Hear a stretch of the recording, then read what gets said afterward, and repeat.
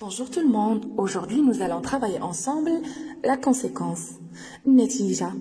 D'abord, la conséquence c'est le résultat d'une action. هي نتيجة فعل. Elle répond à la question pour quelle conséquence. Pour exprimer la conséquence, il existe deux moyens. باش نعبر على النتيجة كاينين جوج ديال الوسائل. Premièrement, la proposition subordonnée de conséquence. Alors, pour exprimer la conséquence dans la proposition subordonnée de conséquence, je peux utiliser le mode indicatif quand le résultat est certain. Donc, نستعمل le mode indicatif فاش كتكون النتيجة اللي غنعبر عليها نتيجة مؤكدة.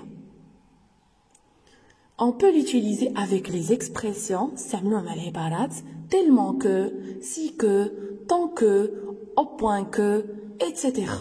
Par exemple, l'inspecteur est si intelligent qu'il a arrêté le criminel. محقق جد ذكي لدرجة أنه حبس le criminel. Alors la proposition principale c'est l'inspecteur est si intelligent. Et la proposition subordonnée de conséquence est qu'il a arrêté le criminel. Remarquez ici que la proposition subordonnée n'a pas commencé avec la conjonction de subordination en entier. Ça veut dire ماشي كاملة. Juste, elle a commencé juste par une partie de la conjonction de subordination. Deuxième phrase, l'inspecteur est tellement intelligent qu'il a arrêté le criminel. Donc ici, on a changé juste la conjonction de subordination. Si que par tellement que. L'inspecteur est tellement intelligent, c'est la proposition principale, et qu'il a arrêté le criminel est la proposition subordonnée de conséquence. Alors deuxièmement, toujours dans le cadre de la proposition subordonnée de conséquence, on peut utiliser soit l'indicatif, soit le mode conditionnel. Alors شنو تعني هادشي بانه كاع العبارات اللي شفت مع المود انديكاتيف نقدر نستعملهم حتى مع لو كونديسيونيل داكوغ اللي شفنا tout à l'heure واللي عندي دابا في l'écran les expressions telles que si que tant que et également اللي شفنا tout à l'heure comme tellement que etc. d'accord ولكن وقتاش كندير l'indicatif وقتاش كندير le conditionnel. Alors j'utilise le mode indicatif quand je veux parler d'un résultat certain. يعني فاش كنبغي نعبر على نتيجة اللي مؤكدة كنستعمل l'indicatif. Et le mode conditionnel quand je veux parler d'un fait possible, ça veut dire un résultat possible. يعني كنستعمل le mode conditionnel فاش كنبغي نعبر على نتيجة ممكنة. Donc إلا كانت نتيجة مؤكدة l'indicatif, إلا كانت غير ممكنة le conditionnel. Par exemple, j'ai une telle envie de dormir que je vais me coucher tout de suite. عندي رغبة كبيرة في النوم لدرجة أنني سأنام الآن que je vais me coucher tout de suite. Bien sûr, c'est un résultat certain. نتيجة مؤكدة. Donc, on utilise l'indicatif. Ici, on a utilisé le présent de l'indicatif. Deuxièmement, j'ai une telle envie de dormir que je me coucherai bien tout de suite. عندي رغبة كبيرة في النوم لدرجة أنني ممكن أن أنام الآن. ممكن. Donc هنا كاينة إمكانية. Là, c'est un fait possible. Donc j'utilise automatiquement le conditionnel. Donc عطيتكم la même phrase en utilisant les deux cas. Troisièmement, le subjonctif. Alors le subjonctif, je l'utilise toujours avec les expressions sans que, de façon que, de manière que, trop pour que, assez pour que, en sorte que. Alors quand est-ce que j'utilise le subjonctif? وقتاش كنستعمل le subjonctif? Je vous donne un exemple. Reda est entrée sans que ses parents le voient. Remarquez dans cette phrase que, la première phrase, j'ai un sujet qui est Reda. La deuxième phrase, le sujet c'est ses parents.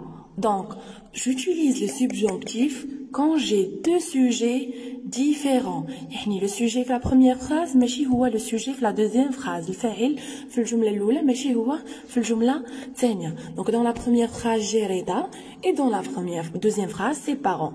Donc j'utilise le subjonctif avec ces expressions, mais également فاش كيكون عندي deux sujets dans la même phrase. Deuxième exemple, Mohamed est trop vieux pour qu'on lui demande de faire ce trajet à pied. Donc, dans la première phrase, je sais que c'est une seule phrase complexe, d'accord? Mais on sait que dans cette phrase complexe, elle se compose de deux verbes, se compose de deux phrases, et là, liée ou bien subordonnée de phrases, d'accord? Donc, la proposition principale, c'est Mohamed est trop vieux. Dans la proposition principale, on a un sujet qui est Mohamed. On lui demande de faire ce trajet. En, c'est le deuxième sujet. Donc, en, ma Mohamed. En, c'est un sujet différent. Donc, j'utilise le subjonctif quand j'ai deux sujets différents dans la même phrase. Quatrièmement, l'infinitif. Alors, l'infinitif, c'est un verbe non conjugué. Fil, غير musarraf. Par exemple, je peux citer du premier groupe le verbe écouter avec ER, du deuxième groupe le verbe finir, IR, le verbe prendre du troisième groupe, TRE, donc ils ne sont pas conjugués, ils sont à l'infinitif.